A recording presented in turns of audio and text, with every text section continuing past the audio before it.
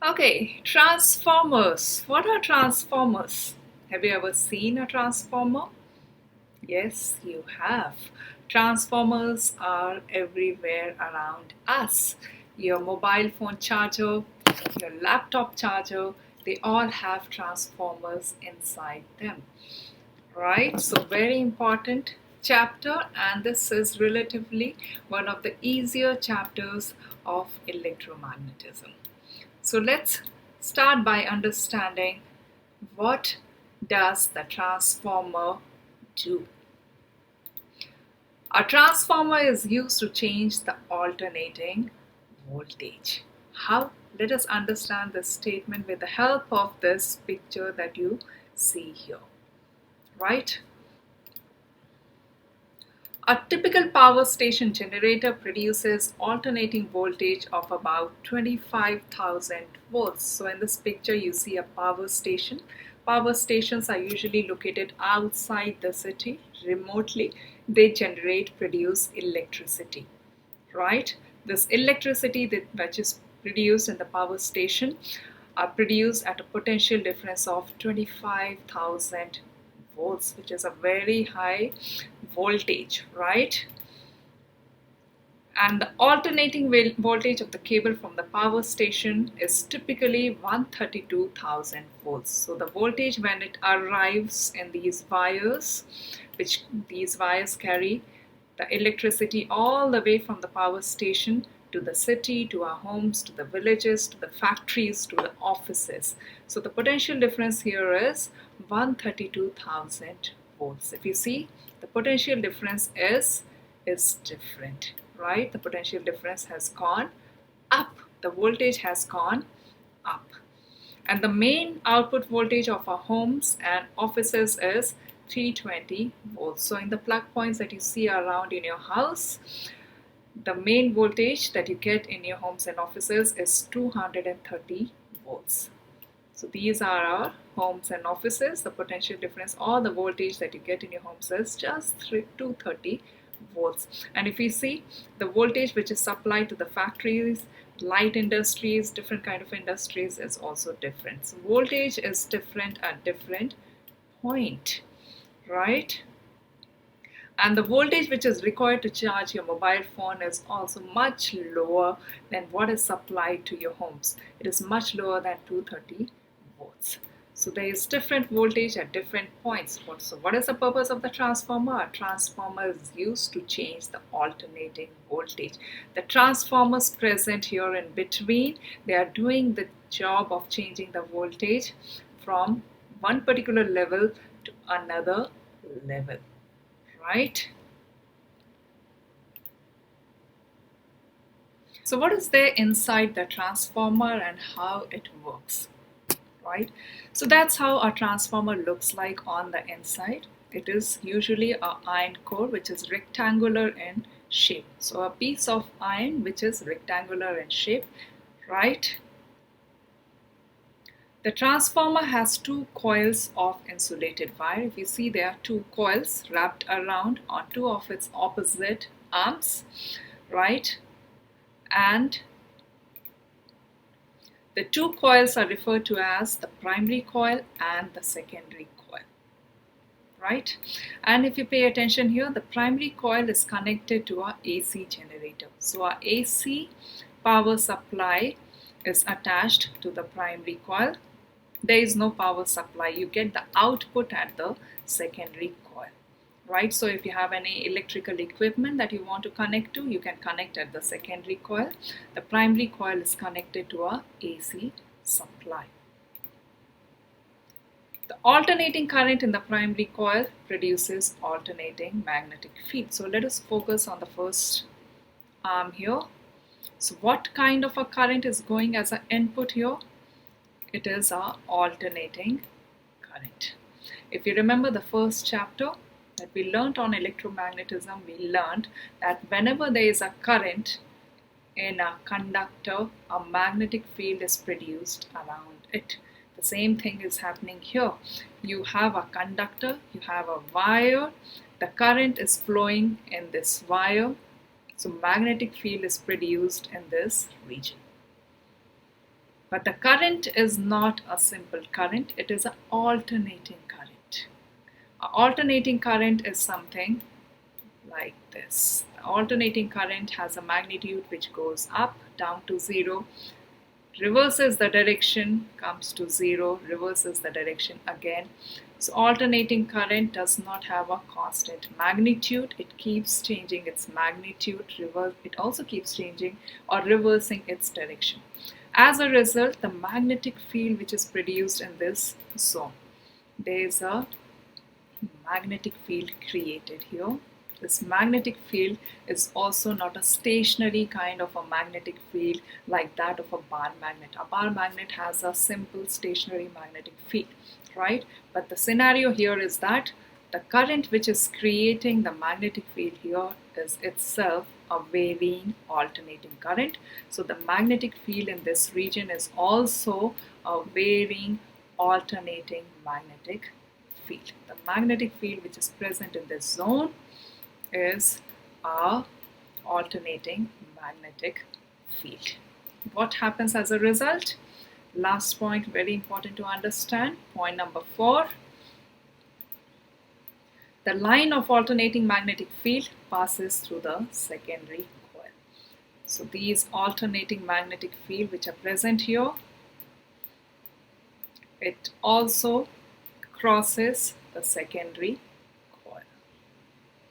This causes electromagnetic induction. Why electromagnetic induction? Because you have a varying magnetic field, right? A magnetic field which is in motion. What you have learned in electromagnetic induction, whenever there is a magnetic field plus motion, what is produced? The current is produced, right? Same thing is happening here. You have a magnetic field which is varying, which is in motion, which is changing all the time. And in this same space, you have a wire, which is a conductor. So automatically, electromagnetic induction takes place, a EMF is induced, the current automatically starts flowing in the secondary coil. The secondary coil is not connected to any battery, but you'll see that the secondary coil starts generating the current. Right? Let's come to the second point. So this produces an induced alternating voltage in the secondary coil. And if the secondary coil is the part of a circuit, if it's in the form of a loop, induced current flows in the circuit. A current starts flowing in this circuit. Right? Slightly technical to understand, but the questions on transformer are always relatively very, very straightforward. So let's move on.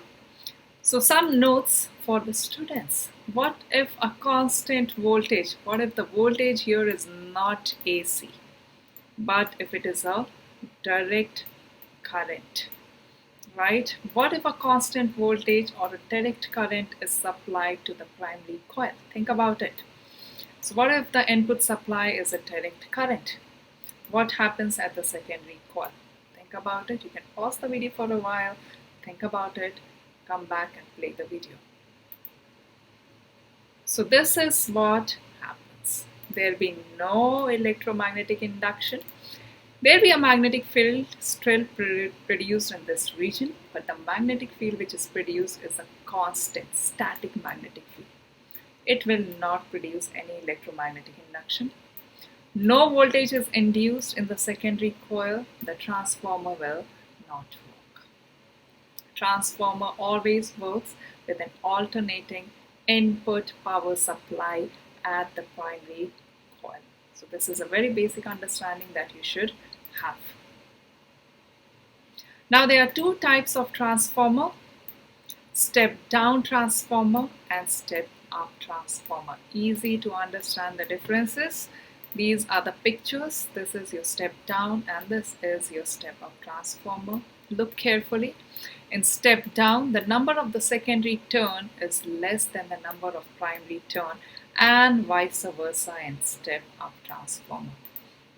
Let's call NP as the number of turns in the primary, Ns, the number of turns in the secondary. For a step-down transformer, Np is greater than Ns. For a step-up transformer, number of turns in the primary is lesser than the number of turns in the secondary. And if you look at the density of the coil also, you'll see it yourself. Number of turns in the secondary here, lesser than primary. Number of turns in the primary here is lesser than the number of turns in the secondary. The transformer steps down the primary voltage. Steps down. Steps down mean if the input voltage, say here, is 100 volts at the primary, the output would be lesser than 100. Say it is 10 volts. It is stepping down. This is the meaning of stepping down. And when we talk about the step-up transformer, so as the name goes, the transformer steps up the primary voltage. So let's say that if the input is 10 volts here at the primary, this is your primary, the output is greater than 10. I'm taking some random numbers. So the number at the secondary would be, the voltage at the secondary would always be greater than the voltage at the primary. Right? So this is what is written here. The last point, the secondary voltage is less than the primary voltage. What does it mean? The voltage at the secondary is lesser than the voltage at the primary. Here in this case, the voltage at the secondary is greater than the voltage at the primary. Easy to remember differences. Why? Because these meanings are easily carried in the name itself. Step down, step up. Step down means the output or the secondary voltage is less. Step up means the secondary voltage is more as compared to the primary.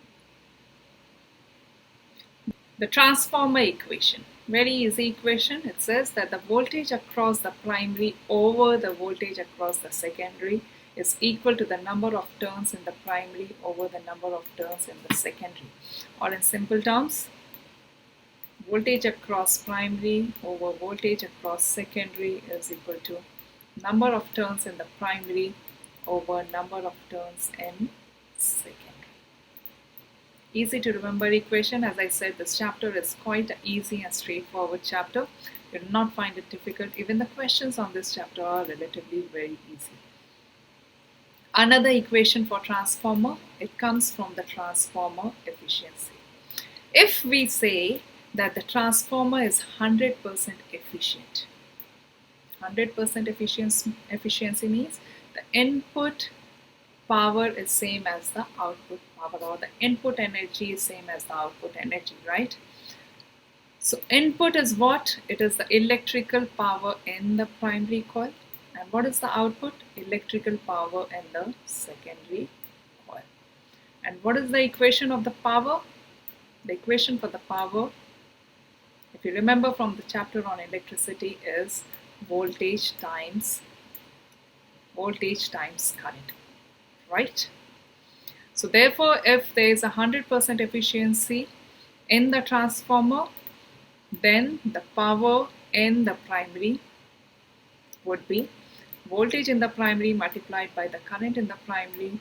It will be equal to the power in the secondary, which is same as voltage in the secondary multiplied by current in the secondary. Simple equation. So what are you doing? You're equating the input power with the output power. Why? Because the transformer is 100% efficient. If you have further clarification or if you have further doubts on this, please do message me in the comment box. I'll try to reply each and every of the questions. Now here we have a worked example for you to practice. Please pause the video if you want to attempt this question and then play again.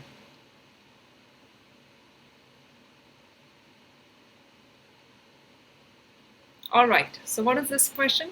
A transformer is used to step a voltage of 230 volts down to 10 volts. So what does it mean? That the voltage in the primary is given to you, the voltage in the secondary is given to you, and the transformer they are talking about is a step down transformer.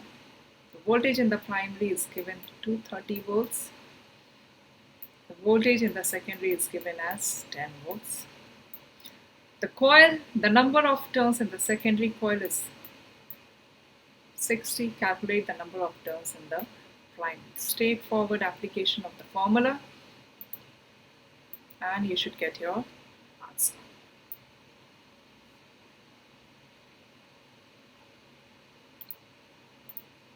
Alright, so here we have one more worked example.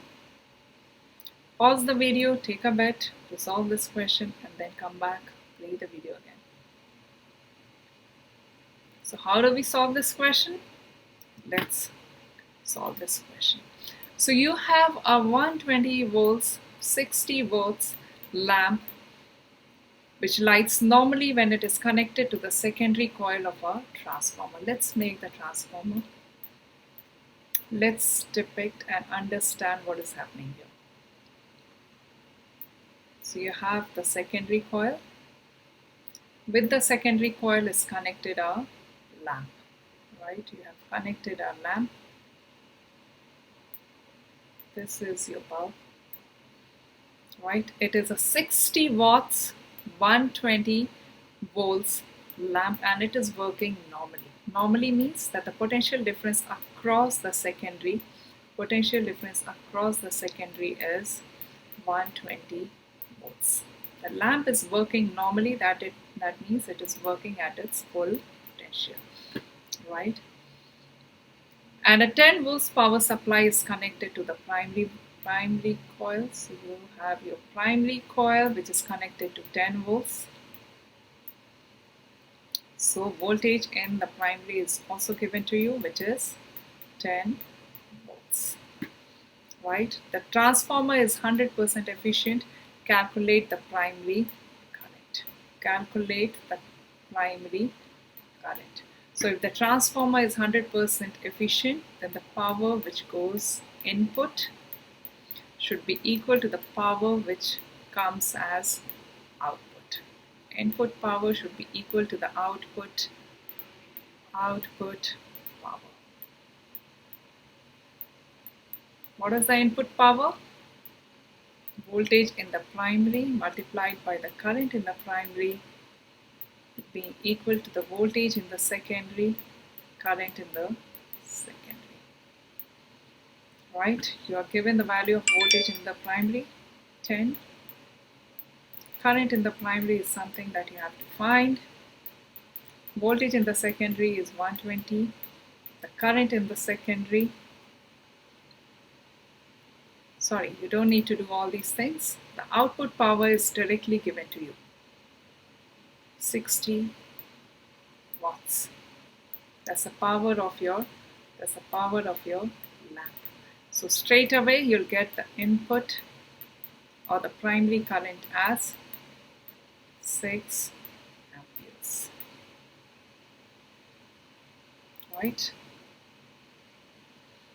What is the lamp current? Second part, this is your A part. What is the lamp current? The power for the lamp is given to you. It is the voltage across the lamp multiplied by the current in the lamp, right? So the power of the lamp is 60 volts. The voltage across the lamp is 120 volts. 120 volts. So the current in the lamp is how much? 60 over 120. So which will be like 1 by 2 or 0.5 amperes. Let's tally the answers. Are the answers correct? Pause the screen for a while and try to understand how the working is done. So we finished this chapter on transformers. I hope this chapter makes sense to you. It's a fairly easy and straightforward chapter. In the coming videos after this, we'll be solving some work examples. We'll be taking up some exam style questions, solving them, and understand holistically everything about electromagnetism and all of its topics.